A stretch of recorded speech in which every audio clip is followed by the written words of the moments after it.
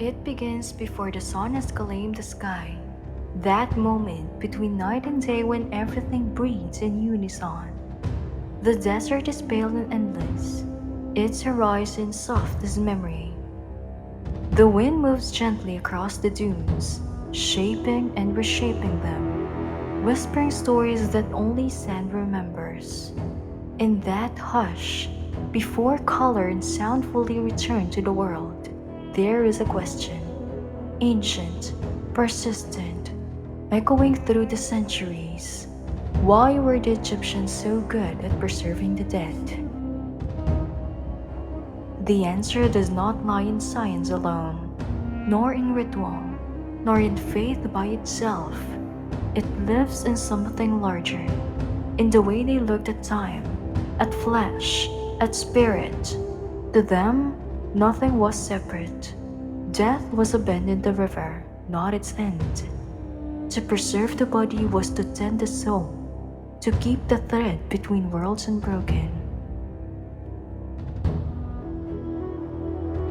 Imagine standing at the river's edge now. The water glows faintly silver beneath the last stars. Across it, a line of palm trees waves in the half light. You can smell the night's cool breath, a sweetness of silt and reeds. The world feels eternal, held together by something invisible but strong. The same belief that once bound the hearts of millions. The Egyptians did not seek to conquer death. They sought to understand it, to guide it gently, to make peace with its stillness. And so, from this silence, from this patient land, they began their work to build eternity, one breath, one hand, one body at a time. In a room deep beneath the earth, the embalmers begin. The air is thick with incense, myrrh, cedar, and the faint sharpness of natron salt. Torches burn with steady flames, lighting faces calm and sure. For them, this is not a task of death, but of devotion. Each motion is deliberate, almost prayerful. The body before them is not a shell, it is a vessel for eternity. The priest murmurs the words of protection, calling upon Anubis, the jackal-headed god of the dead, to watch over their hands. They work slowly. The removal of organs is done with respect, each placed carefully into canopic jars, each guarded by the sons of Horus, Imsiri, Hapi, Duamutef, and Kebesenwep. The heart is left untouched, for it is the seat of memory, courage, and truth. You can almost hear the scrape of the bronze hook as it slides behind the eyes, the faint wet sound of the brain being drawn away. There is no horror here, only reverence. To the Egyptians, the act was sacred, necessary. Decay was a form of chaos. Preservation was an act of balance, of ma'at, the universal harmony that kept the stars in their courses in the sun rising each dawn. After cleansing, the body is covered in salt and left to rest for 40 days. The smell of resin fills the room. When the time comes, oils are poured, cedar, lotus, frankincense, sealing the flesh against time. Fingers move with quiet grace, wrapping linen strip by strip. The body becomes light, graceful, serene, no longer human but divine. And somewhere in the dark above, the desert waits, knowing that within its sand, this work will last forever. Far beyond the embalmer's chamber, the tomb rises from the earth. To us, it is a structure, limestone and paint, corridor and chamber. But to them, it was a house of eternity. Inside, No line of color was meaningless. Every wall, every carving, every pigment carried the promise of rebirth. Imagine stepping into one now. The air is still, almost too still. 1,000 years of quiet hum between the stones. The walls glow faintly with color, deep blue, red, gold. You see the fields of the afterlife painted there, green and endless, filled with the barley taller than men. Oxen graze beneath skies of lapis. The dead harvest forever, free from hunger, free from time. Every surface breathes story, the journey through the underworld, the weighing of the heart, the embrace of Osiris. The images are not decoration, they are function, they are words made visible, prayers carved into permanence. Without them, the spirit might lose its way. On the shelves lie the offerings: bread, onions, beer, honey. Small figurines that stand beside them: Ushabti, servants made of clay who will rise to labor for the dead in the next world. Even the scent of the place tells of care: resin, earth, faint sweetness of dried flowers. The tomb, like the body, is made to endure. It is memory turned into architecture. To walk here is to walk through the mind of eternity itself. And as you breathe the cool air, heavy with dust and incense, you understand. To preserve the dead was to keep the universe from unraveling. Outside the tombs, life flowed in quiet abundance. Egypt was never barren. It was a garden drawn by the Nile's hand. Each year, the river swelled and retreated, leaving behind black, fertile soil. From it came barley and emmer, flax and fruit, life renewed with each season. The people rose with the flood. They planted, harvested, fished, built. They wove in linen, baked bread, made music beneath the shade of palms. Theirs was a life ordered by rhythm, flood and drought, sunrise and dusk, birth and death, all bound to one another in unbroken continuity. Their food was simple but rich in meaning: bread as the body, beer as the joy of life, onions for protection, honey for blessing. Even meals carry the language of eternity. When they buried the dead, they sent these things along, because the afterlife too needed nourishment. You can almost hear the sound of markets near the river, voices trading, donkeys braying, laughter over the hiss of cooking oil. Somewhere, a woman hums as she grinds grain, the rhythm of her work a mirror of the universe's own pulse. Life here was not separate from death. It was a prelude, its preparation, its mirror. When you look upon the temples and domes now, you can almost see the invisible threads between the fields and the tombs, between the living and the preserved.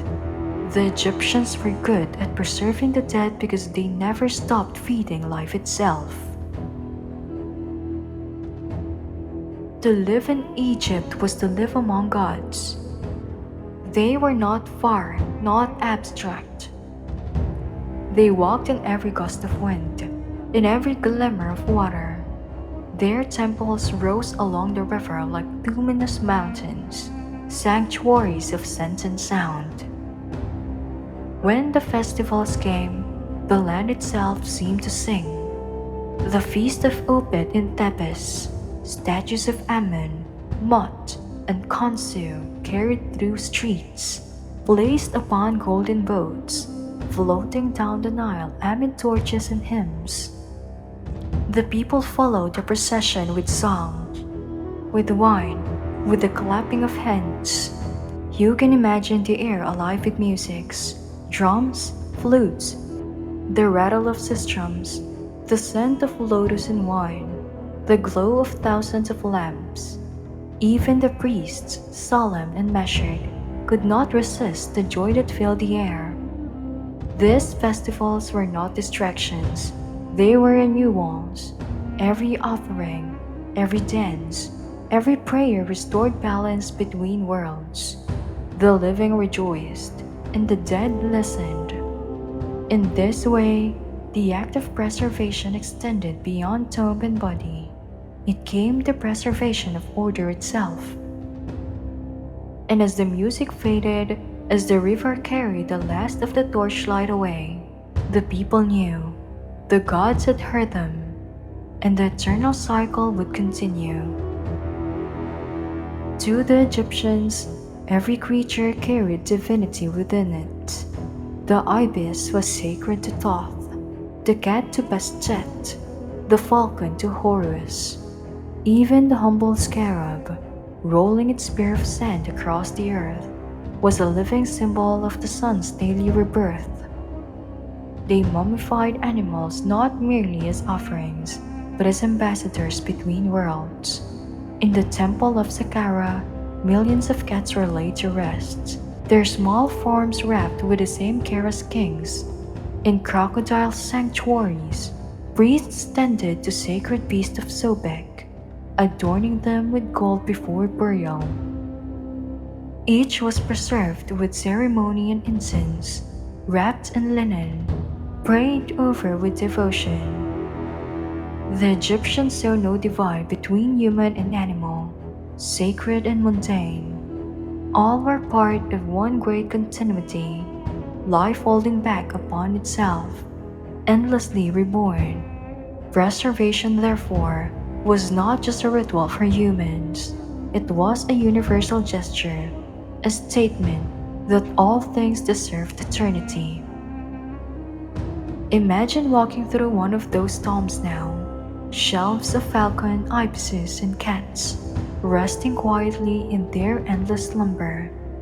The air smells of resin and time. You can feel the care in every layer of wrapping, the belief that somewhere beyond this silence, these creatures will wake again beneath a golden sun. Time in Egypt did not march, it circled. The Nile rose and fell. The crops grew and were reaped. And then the land rested, awaiting its next breath. The Egyptians measured not years but cycles. Akhet, the flooding, Peret, the growing, Shemu, the harvest. These were not merely agricultural markers. They were the heartbeat of creation itself. Each flood was a resurrection, each drought a sleep. They watched the stars for signs, Sirius rising, heralding the flood. To them, the heavens and the earth mirrored each other perfectly.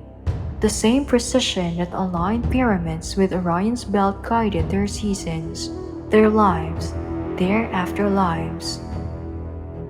And perhaps this is the greatest secret of all. They preserved the dead because they lived according to eternity's rhythm. They saw time not as a straight path, but as a circle without end. The same care they gave to their crops, their homes, their gods, they gave to their dead. Every act of preservation was also an act of planting. As the wind moves through the reeds, you can almost hear it, the endless rhythm of Egypt's breath, life, death, rebirth. Each feeding the other, each held in sacred balance. The lamps are gone now, the embalmers, the builders, the priests, all long asleep beneath the same stars that guided them. And yet, their work remains. In the cold darkness of museum halls and the hot silence of desert tombs, their hands still speak, skins turned to gold, eyes lined with calm, hair still dark after millennia, faces that refuse to vanish. Why were they so good at preserving the dead? Because they never stopped believing that life was sacred. Because they looked upon a body and saw not decay, but the possibility of dawn. Because to them, love was a form of craftsmanship, something to be shaped, sealed, and offered to the gods. They did not try to stop time. They learned to move with it, to breathe alongside it, and in doing so, they taught us this, that memory, devotion, and tenderness are the only true ways to defeat oblivion. Listen to the silence now. The desert holds its breath again. Above, the constellations shimmer exactly as they did when the first stone was carved. And somewhere, beyond the veil of sound, the Ancient Ones still walk, calm, radiant, eternal. The air is soft, the stars hang close, the sand beneath you is cool and alive. You are not in the present anymore. You are drifting through the memory of eternity. The Egyptians understood that to preserve was to love, to hold still what mattered most. And perhaps now, as your breath slows, you can feel what they felt, that peace between endings and beginnings, that quiet acceptance of forever.